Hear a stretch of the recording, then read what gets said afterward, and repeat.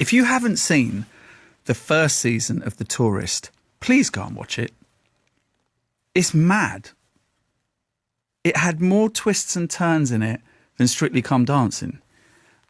A really violent version of Strictly Come Dancing. If Strictly Come Dancing was directed by Tarantino. And amazing dialogue, funny lines that come out of nowhere, extraordinarily odd characters. Like I said before, a police detective with a colostomy bag, a Greek gangster who keeps talking to an apparition of his dead brother, drugs, guns, lots of facial hair, mostly on men, and the Australian outback. It's brilliant. So I had high hopes for season 2, and it delivered. Oh my gosh, it delivered. I can't wait until you see it. It is The Tourist. You can catch it, of course, on the BBC, and its star of season 1 and season 2 is the actor Jamie Dornan, who joins us now. Jamie, good afternoon. Hi, Nihal, how are you? Oh, man. Dude, when you got the script for The Tourist, let's go back to season 1 and you started reading your character. Yeah. Go through the range of emotions you went through as you read that script, if you can remember. I think it was a bit like, it started off normal. You know what I mean? Like it's a pretty linear sort of beginning. You know, it's like, okay, they've set the scene. This is where we are. This guy looks pretty cool. He's in his car. And then they just start to like just whittle in just madness. And then it just becomes something that's really kind of out of hand pretty quickly in terms of like that linear story I thought we were telling. And those first couple of pages is gone, and now it's become this sort of beast. I just loved it for that. You know, I loved just the sort of, I could never get comfortable with it. You know, like I never felt like I had a handle on what I was dealing with, because just when I thought I knew where it was going and what kind of a show it would just totally 180 and something absolutely insane would happen, or someone would crack a joke at the most inopportune moment. It was just such a mix of genres going on, set to the very extreme. You know, I was trying to the visualization of the Australian outback and just all these characters within it. I was just like, I don't think there's anything else on TV like this. And, you know, I'd love to be a part of telling the story. What of your acting muscles did you have to flex that you hadn't flexed before to play this character, Elliot? Well, I don't know if those who haven't seen the first series, my character is involved in an accident. He gets sort of run off the road. It was a sort of purposeful accident. He was chased down in his tiny wee car by a big truck with a very scary man in it. And he came off the road, forced off the road, has an accident, wakes up in the hospital, no memory of who he is or why he's in Australia. Then little by little, we piece together a little bit about who he was and why he was there. So usually when you're preparing for a character, you're all about the backstory, and if there isn't one on the page already, you're developing it yourself. You're talking to the writers. You're trying to like piece together this sort of, you know, picture of the person you're playing, and you know what makes them tick, and why would they be quick to anger because of that, and what are their triggers, and all that. That's all part of the character development. For this, I'm sitting there going, right, this guy doesn't remember anything. So it's a totally different exercise. You're suddenly, which is a lovely thing, because what you're trying to do is, when you're doing a normal character, you're trying to learn all that only to forget it, if you know what I mean. You just want it to like fill you up, and then you're not thinking about those things on the day, and you're trying to find the truth. Whereas this, you're just, you know, it's just trying to sort of stay in the moment at all times, in terms of like every piece of information you hear is totally new information, because he's no memory. So it's like a totally different exercise for me in that way. But I loved it. And so much of the stuff that you were told was so bonkers that actually he could only react a certain way to it. You know what I mean? It was just so mad what he was finding out about himself. Mad. Have you worked out yet whether he is a good man or not? It's tough, that, because I think, you know, there's stuff that's revealed about him in the first series that is really kind of horrific about his character, but you're also wanting to keep the audience on his side. And I think the audience, and he is only wanting to find out that he's some like great person who's done great things. And we realize that that's probably not the case, but we see the version of him that we get with no memory. There is clearly a goodness there. There's an aggression there, sure, and there's all kinds of sort of fire in him, but he is seemingly, there is a goodness there, and I think that's what brings the audience on board, and they're willing for that goodness to remain. But it's just very hard to cling on to that when you keep hearing about some of the stuff that he does, that he has done. Listen, it's a very hard question to answer whether I personally think he's good. I think he's been forced into situations, and there's been, by virtue of the family that he's from, that we find out a lot more about in the second series. There's some stuff that has come his way that has sort of been beyond his control, I'm going to say. And I do think there's a really good person in there, but he's just been sort of affected by the world around him. It's a lot about redemption, yes, isn't there? Right, and that's an interesting concept in a world where people make a mistake now, and the feeling is you can't be redeemed. No, sure.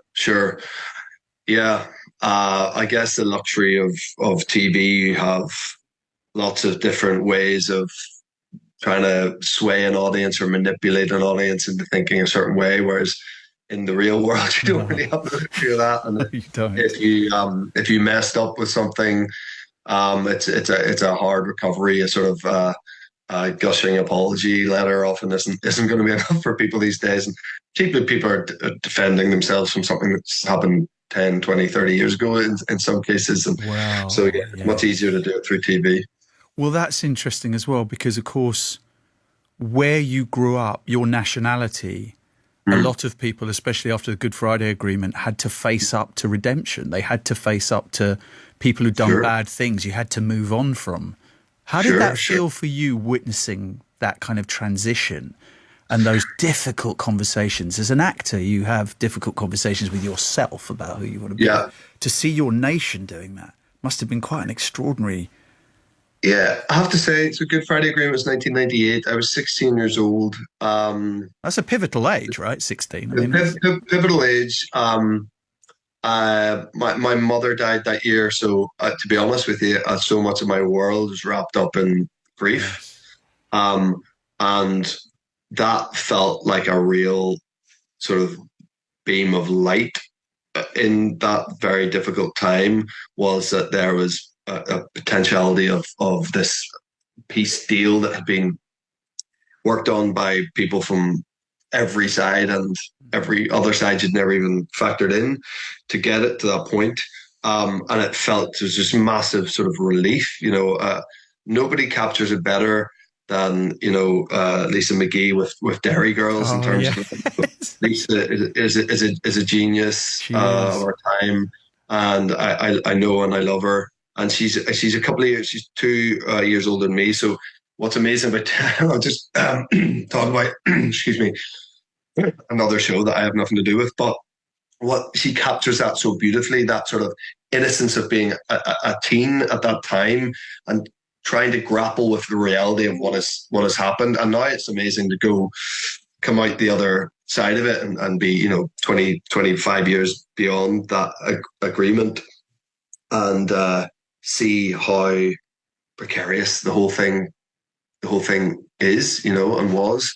And there's still an anger at, the fact that, prisoners were all allowed to be set free. And there's an anger from staunch Republicans that the deal was even made anyway, because they didn't really get what they wanted out of it. So, but then there was people who were still there who were happy enough with the piece of it. But then something like, not to get super political now, but the Brexit is potentially one of the worst things ever happened to that part of the world, because that just unearths all kinds of issues with people's sense of identity, which is a massive issue in that part of the world anyway. So it's interesting, and I think just by proxy of where it is and the history of it, it's always going to be a uniquely difficult place to work out and to find actual contentment.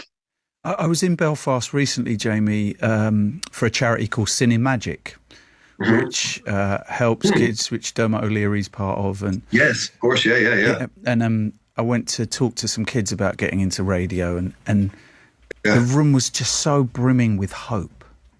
Yeah. Right. And it's not far from the Shankill, I think, the college that I went to. And I went and looked at the Peace Wall, and which was I'd never seen before, Jamie. And that you know, coming from England, that's quite.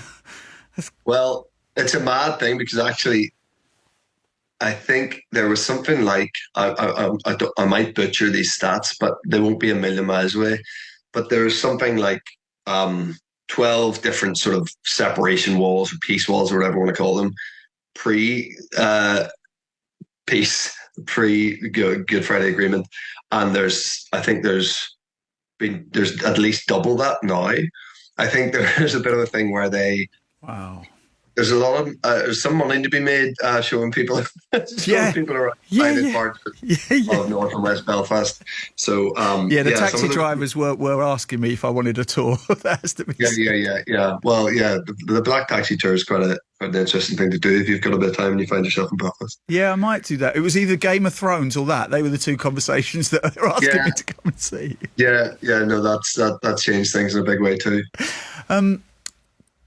Playing this role in The Tourist, Jamie, did it ever make you think about what is it that makes a good human being? Because there's a question that you ask Helen, I think, is like, am I a good person? And that's why it kind of prompted me to ask that question. Because it's a deeply philosophical question, right?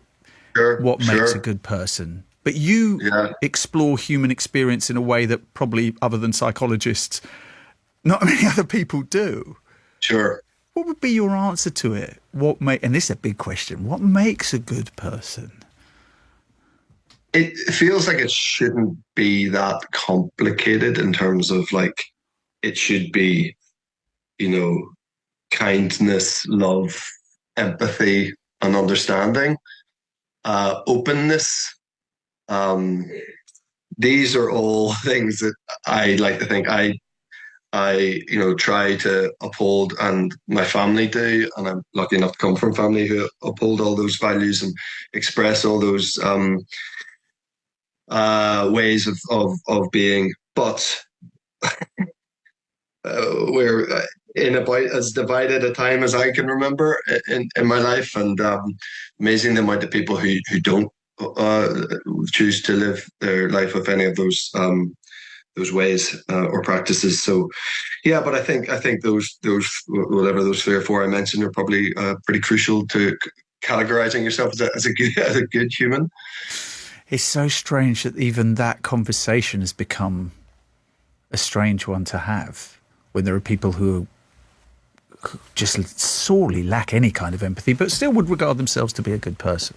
No, with that, Jesus, we've learned a lot about people recently, and in the last 10 weeks, I think there's been and I'm someone who believes it's good to hear all sides. I'm someone who if I look at my Instagram feed, it's not some echo chamber of everyone saying the same thing, and I'm glad of that.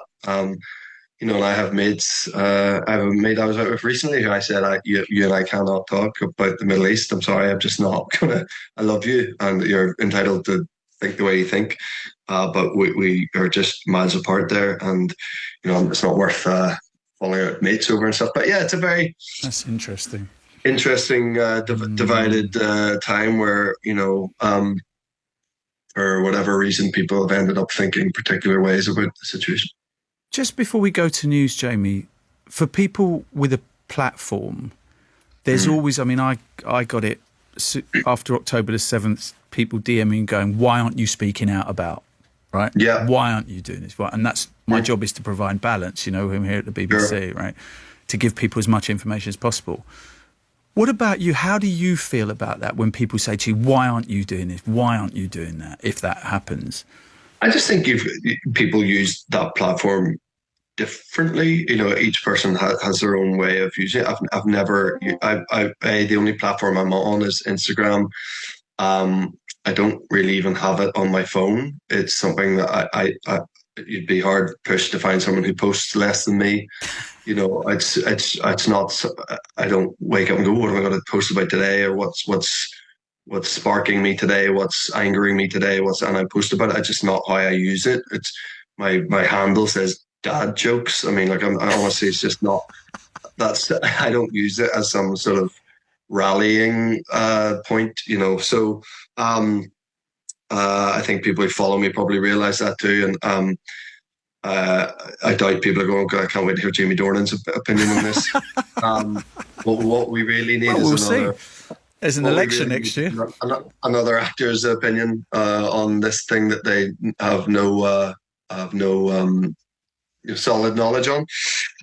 So yeah, and that's the only thing I'm on. I'm not on Twitter, and I'm not on any other sort of form of But I believe what I believe, and I'm probably not hugely vocal about it. But it's a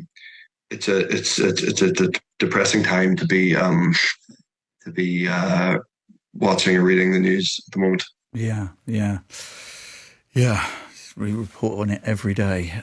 Jamie, stay with us. Got lots more to talk about. The Tourist is just superb. Season 2 is just as actually it's madder. It is madder. It is without question madder.